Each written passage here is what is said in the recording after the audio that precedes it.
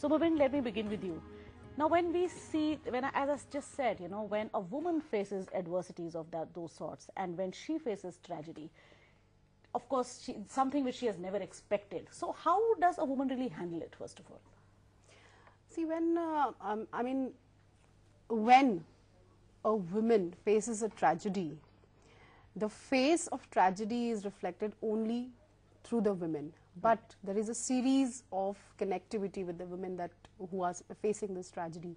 Here I am just reminded of one quotation by Gandhiji. He said that action always, at times, it's painful taking an action, but sometimes not taking an action is also not going to bring any happiness to you. You need to do something which will bring happiness to you. So, see, our society has been conditioned with a patriarchal setup.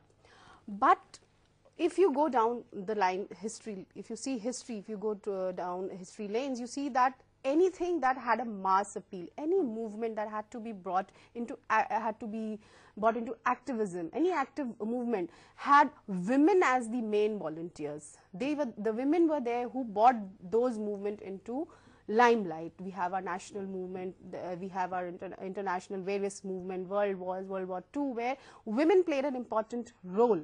But however, it's always discussed that it is skin deep. Our system is skin deep, and we have a very perfect justice system, everything. But when it comes to women, when we are talking about women and women are involved, it is soul deep. I always call it soul deep. That's right. The soul of anything that is brought into limelight can be highlighted by the effort of a woman. And in wake of this, there is another aspect that in wake of this, at times a woman is not achieving anything. She's not doing this to achieve anything, but it is just that her strength, she's fighting for a cause, she's fighting for a battle which she has already lost. Like we have Neelamji, we have Haldar here. They had a life, or they represent that section of a society who have voiced the anomalies in our society. They had personal tragedies, personal problems, but it is a part of our society. The society has represented those problems. So when they are fighting against those problems, it is not that they are fighting their personal war.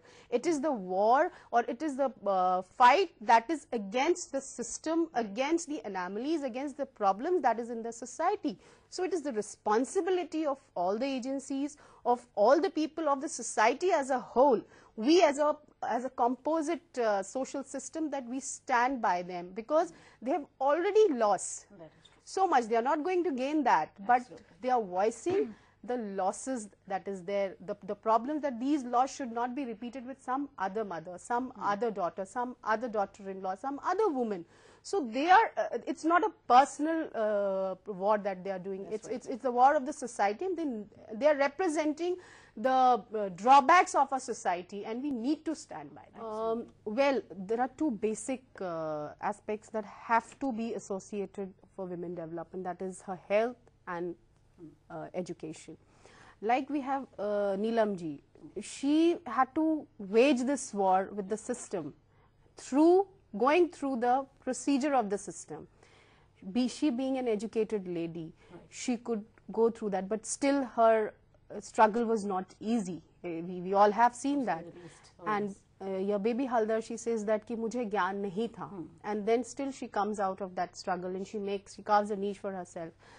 You must have noted through her entire ordeal what she was saying, that her main concentration was on her children. That I don't want that same thing should happen to my children.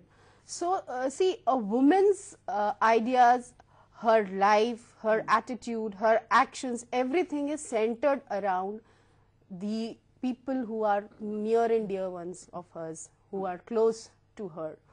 So we as a society, we as a system have to understand that if we work on the development of a woman, we are not working on the development of a gender, just one person. We are working on the development and emancipation, empowerment, whatever you want to call that, of the entire society, entire nation. So somewhere down the line, when it comes to activism, when you need a mass movement, you have the women there as volunteers.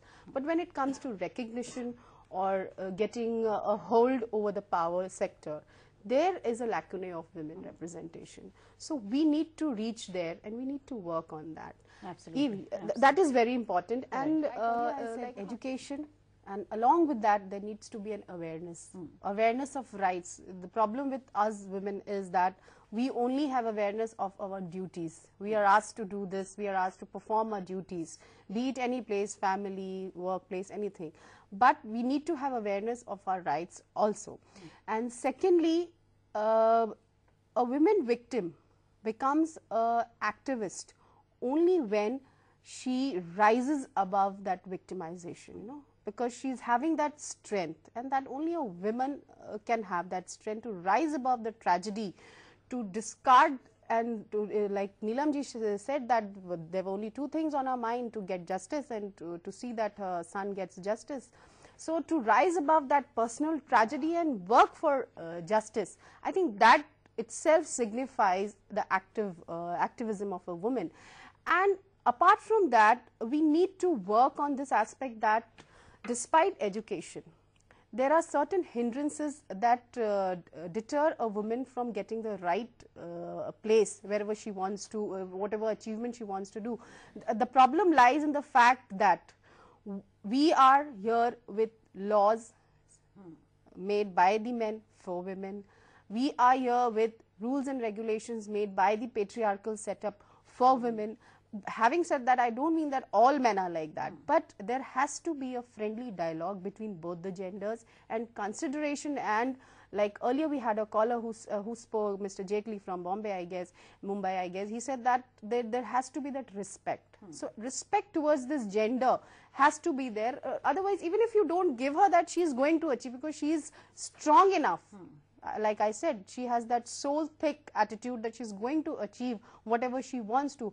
But it is our system that has to identify, like in this case, in Neelamji's case, the things are very clear, but there is a procedure which she is also following.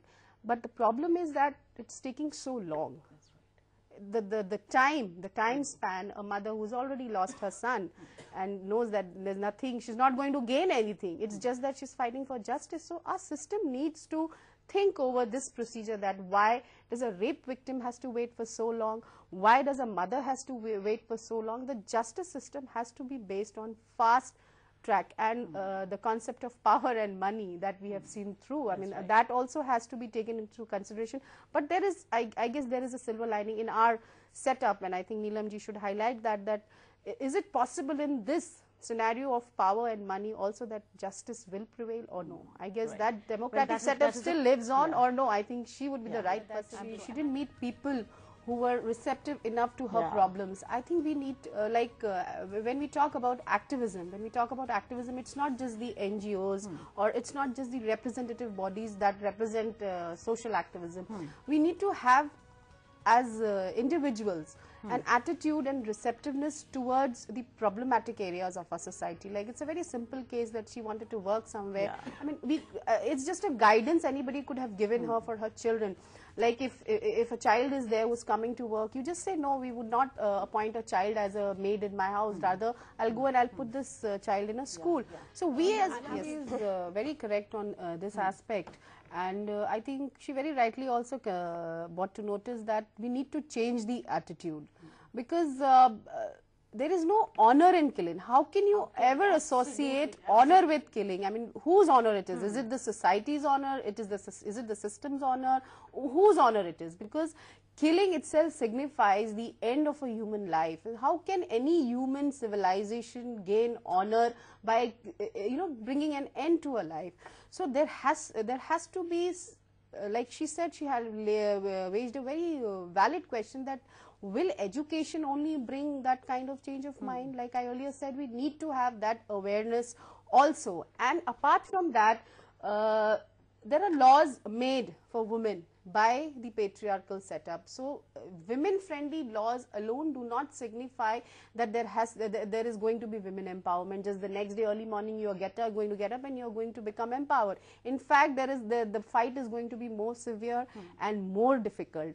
But at least the people who are there in places where they can have decision, like people who in criminal cases, we have police, we have lawyers, we have the media. We have to have that sensitivity. I always call it as a social sensitivity towards any problem, and to work on that aspect. That is very important. And also I would like to add to this is that yes, we have our society with divisiveness like caste, gender, and caste is one major factor. So there need to be some kind of dialogue and decision on it. When our constitution gives us independence to marry, I mean after the marriageable age, then who is anybody to speak on that? But there has to be in a multicultural, multi-religious society of ours, if change has to occur, you cannot have it by even fighting for it. You need to have a dialogue, you need to sit on that, you need to work on that, and there is no honor. Yes, holistic approach. Yeah. And the solution to that is neither honor killing,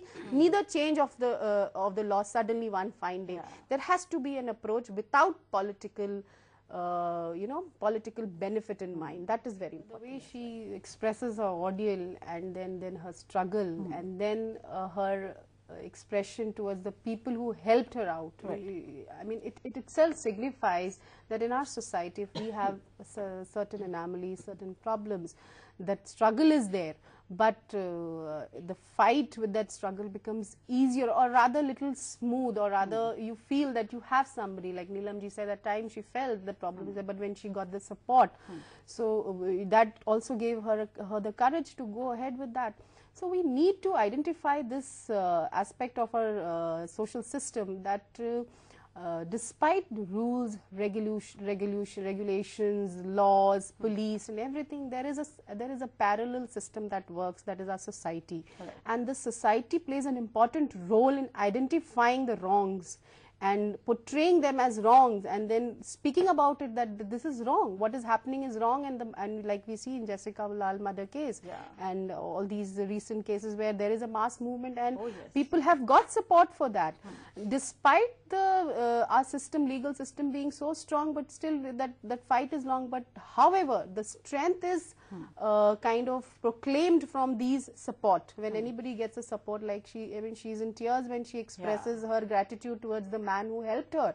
So somewhere down the line, we all should think collectively that, like Neelamji also said, that if this happened with my son, her personal thought was that it should not happen to anybody. If this can happen to me, and if I'm going to stand up and fight out, and I'm not going to get back my son, but I'm not going to let this happen to anybody else. So this very small thought itself of not taking injustice, not taking anything wrong that is there in the society, itself signifies that our society still has that spark. We need to identify that, and we need to stand with such people. We need our system also to give support and stand with such people and recognize. And I guess the political scenario which plays political game on this need to recognize it as a social problem and work for the upliftment of such people. That is very important. A very important point. Like I earlier said, we have to have that sensitivity towards the women, the gender women, because our system, if she would have fallen into wrong hands, after that ordeal, maybe she would have had wrong experiences here, and it could be anything for a woman. It's her body, it's her soul, it's her self, it's her identity, it's her character. There is character assassination.